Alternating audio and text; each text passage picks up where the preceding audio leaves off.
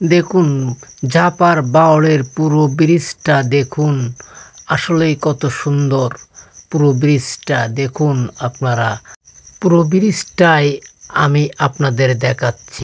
আমি আমার গত ভিডিওতে আমি পুরো ব্রিজটা আপনাদের দেখাতে পারিনি, এর জন্য দুঃখিত। এই ভিডিওতে আমি পুরো ব্রিজটা আপনাদের দেখাতে পেরেছি, এর জন্য আমি নিজেকে ধন্য মনে করি। আর আমি মনে করব যে আমার ভিডিওটা এই ব্রিজটা সম্পূর্ণ দেখানোর জন্য সফলতা লাভ করবে ইনশাআল্লাহ। নীল জলরাশির মাঝে এক স্মৃতিময় ব্রিজ, যে ব্রিজটা সম্পূর্ণ ড্রামের দিয়ে তৈরি করা এবং স্টিলের পাত। এবার নিয়ে যাব আপনাদের এক ভিন্ন জগৎ। গরিবের বাড়ি হাতির পাড়া। আগের রাজাদের আমলে রাজাদের বাড়ি রাজহাঁস দেখা, এখন গরিবেরাও রাজহাঁস পালন করে, দেখতে কত সুন্দর। এবং একটাকে বলা হয় রাজহাঁস, মানে রাজাদের হাঁস।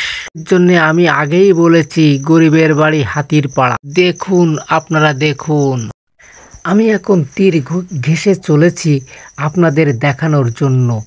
দেখুন, আমি নদীর তীরে, উপরে গাছ আর নিচেই পানি, দেখতে কতই না জানি।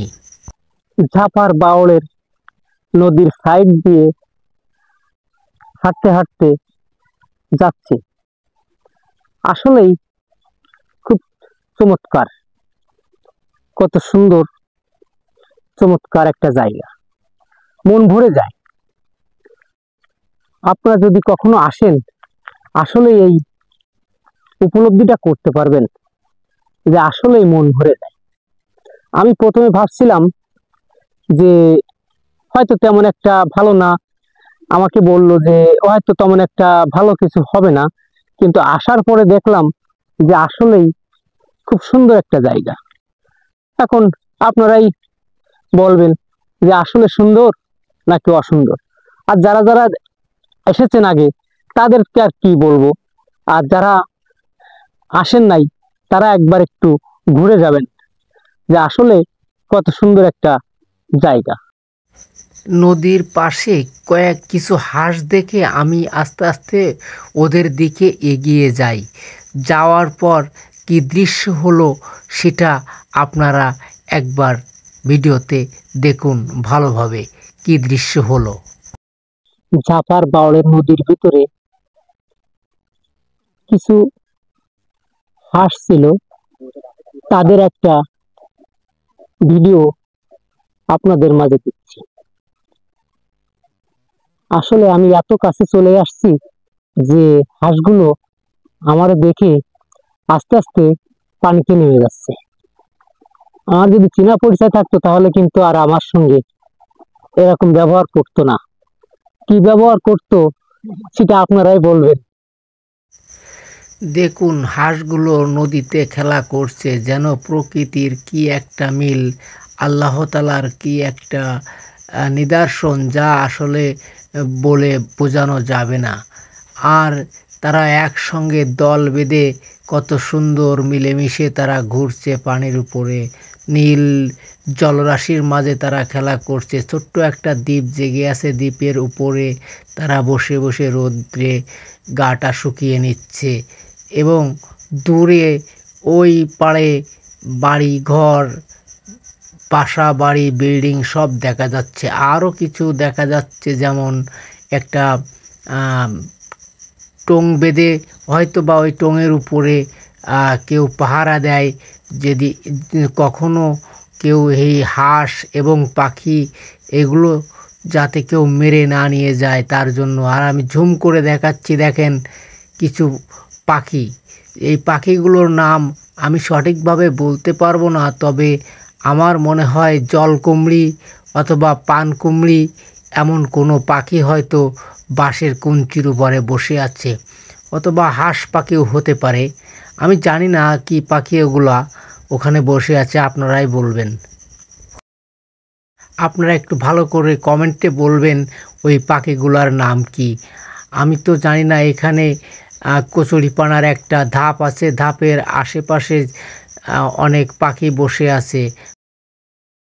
ফুল কতই না সুন্দর, ফুল যেখানেই রাখেন সেখানেই সৌন্দর্য তৈরি করে। তাই এইখানে ফুল দিয়ে, ফুল গাছ সহ এইখানে একটা গেট করা হয়েছে। এই গেটে পুরো একটা জীবিত ফুল গাছ। দেখেন এই সামনে একটা কফি শপ আছে, এই কফি শপে ঢোকার জন্য এই গেটটা ফুল গাছ দিয়ে সাজিয়ে রাখা হয়েছে। এবং ভিতরে আরও কত না মনোমুগ্ধকর কফি হাউজের ভিতরে। আমরা হয়তো বা এর ভিতরে ঢুকবো না, কিন্তু আপনাদের দেখিয়ে দিলাম। সরিষা ক্ষেত দেখে আমার এক ছোট ভাই বলল, আমার সাথে যে এসেছে, ভাই আমি একটু ক্যামেরার সামনে কথা বলতে চাই। তাই আমি ওনাকে বললাম, ঠিক আছে ভাই, তুমি কথা বলো। আপনারা যদি কেউ সরিষা ক্ষেত দেখতে চান তাহলে ঝাকর বাউড়ে আসবেন। এখানে এই দেখেন নতুন নতুন আরো সরিষা ক্ষেত তৈরি হচ্ছে। ওই সরিষা ক্ষেত, ওই সরিষা ক্ষেত, কত সুন্দর একটা পরিবেশ। আমার সরিষা ক্ষেত খুব পছন্দ। আপনারা দেখতে চাইলে এখানে চলে আসুন। এই ঝাপের বাউড়ের আশেপাশেই এরকম সরিষা ক্ষেত অনেক আছে। আমার এসে খুব ভালো লাগছে। আপনারা যদি আসতে চান তাহলে আসতে পারেন এখানে। আমার এক ভাইয়ের সাথে আমি আসলাম, হুট করে সকালবেলায় সে আমাকে নিয়ে আসলো। সে একা একা আসতেছিল, পরে সে হুট করে সকালবেলায় বলে, চলো দুইজন ঘুরে আসি। আমি বললাম, কোথায়? বলে, চলো যে এখানে যাওয়া যায় কোনো এক জায়গায়। তখন তিনি এই জায়গাটা সিলেক্ট করলেন। তবে এখানে এসে আমার খুব ভালো লাগছে। ভাইরে অনেক ধন্যবাদ যে সে আমার এত সুন্দর একটা জায়গায় নিয়ে আসছে, যেখানে অনেক সরিষা গাছ, অনেক সুন্দর মনোরম পরিবেশ, নিলিবিলি। দেখেন কোনো লোকজন নেই, ঝামেলাহীন, কি সুন্দর একটা মনোরম পরিবেশ। আমার খুবই ভালো লাগছে। আমার ভাইকে অনেক ধন্যবাদ যে আমাকে এরকম সুন্দর একটা জায়গা আনার জন্য।